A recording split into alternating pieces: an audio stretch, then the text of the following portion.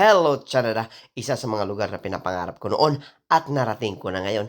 At dahil sanay tayo sa mainit dahil galing tayo sa Saudi Arabia, at itong Canada mga bay ay hindi basta-basta madaling pasukin dahil nga sa sobrang higpit ng kanilang mga requirements. Pero sinuwerte pa rin tayo dahil nakapasa tayo sa exam at nakapasa tayo sa interview kaya nakarating tayo dito. At ang vlog na to mga bay ay gusto ko lang i-share sa inyo kung paano ako nakarating dito. Una, syempre nag-apply kami through online at nagpasa kami ng resume dahil nga alam namin na may applyan dito sa kanilang company sa Canada. At syempre na-schedule agad kami ng interview.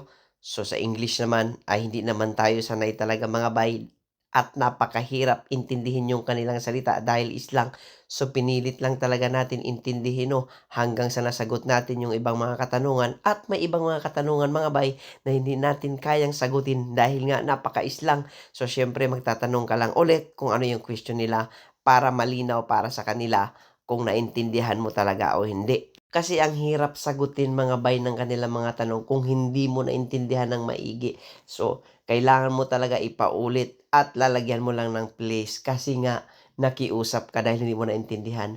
At nung nakapasa na kami mga bay, pinapasa kami doon sa agency ng Missionway Manpower sa Malate at sila yung nag-aasikaso sa amin kung anong ipapasa ng mga documents at syempre sinuportahan din sila ng Crestline Company para lang talaga makarating kami dito. At sa mga nag-apply pala dito sa company na to ay hindi lahat pinalad mga bay dahil yung iba talaga ay bumagsak sa requirements at ilan lang kami ang nakalusot. So sana yung mga kasama namin na nakapasar na sa exam at saka interview ay makahanap ng paraan para makarating sila dito dahil alam ko isa din to sa mga pinapangarap nila na lugar.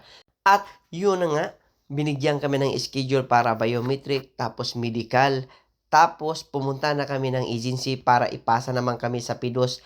At pagkatapos ng PIDOS ay umuwi na ako ng probinsya dahil nga malayo ako sa Maynila, taga Surigao tayo. So nag-antay ako doon ng 3 linggo bago nila binigay sa akin yung ticket at bumalik na ako ng Maynila para sa aking paglipad papunta dito.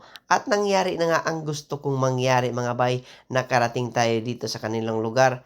Gusto ko lang naman i-share mga bay yung mga requirements kung saan nahirapan ako. Una, yung IELTS nila mga bay dahil kailangan mo talaga mag-exam para doon dahil isa sa mga requirements nila na hiningi sa amin ay ang IELTS. At pangalawa mga bay ay yung letter of recommendation na galing sa inyong previous company. Kailangan makuha mo yun dahil isa yun sa mga kailangan mong ipasa sa kanila.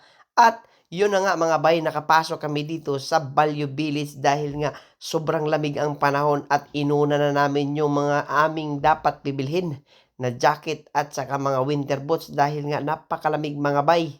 At kung newcomers ka mga bay, huwag kang mag-alala dahil dito sa Value Village, swak ang iyong budget. Meron lang naman dito tag 9, 6, to $3 ang inyong mabibili. Ang importante lang naman mga bay, may magamit ka sa oras ng taglamig dahil syempre sa susunod na mga buwan ay makakaahon na tayo. At dahil nga bago lang tayo dito mga bay, kunting tiyaga lang talaga mga bay, makaraos rin tayo sa buhay. Hinahanap ko lang dito mga bay ay ang winter boots at saka yung bunit dahil nga kailangan natin yan.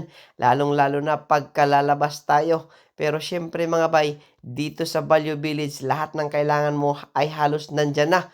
Basta magtiyaga ka lang muna dahil nga wala pa tayong budget. Dito lang muna tayo sa mga luma-luma. At dahil bago pa tayo dito, hindi natin pwede madaliin lahat ng bagay na gusto nating makamit. Unang-una, kakaumpisa lang natin. Kaya mga bay, try nyo mag-apply dito mga bay. Baka sakaling swertihin kayo at makarating kayo dito. So kita-kits na lang dito. Nandito kami ngayon sa Saskatoon, Canada. At dito yung company namin. At dahil nga may 2 months and a half na free tayo sa accommodation at saka sa transportation papuntang company, siya lubos-lubosin na natin mag-ipon-ipon mga bay. At tsagain natin bumili ng mga luma muna dahil nga mahirap mga bay kapag gumastos agad kayo dito at kararating lang. So, ang ginawa namin dito mga bay, naghahanap talaga kami dito ng swak sa bulsa na magagamit mga bay dahil hindi ko akalain na mayroon palang mga ganito dito. So, okay na to mga bay. Pang-umpisa lang naman. Malay natin sa susunod na mga panahon ay makakabili tayo ng mas maganda-ganda pa dito mga bay. So ang importante nandito na tayo sa Canada at kailangan na natin mag-apply para PR mga bay dahil sayang yung panahon at darating din yung panahon ay madala natin yung ating pamilya dito mga bay dahil yun talaga ang pangarap natin dahil doon sa Saudi Arabia hindi mo basta-basta madala yung pamilya mo dahil nga napakahigpit nila at may bayad yung mga anak. Dito naman sa Canada baliktad sila yung magbabayad sa'yo kung ilan yung anak mo, mas marami kang pera. Kaya ingat ang lahat. Bye-bye, God bless.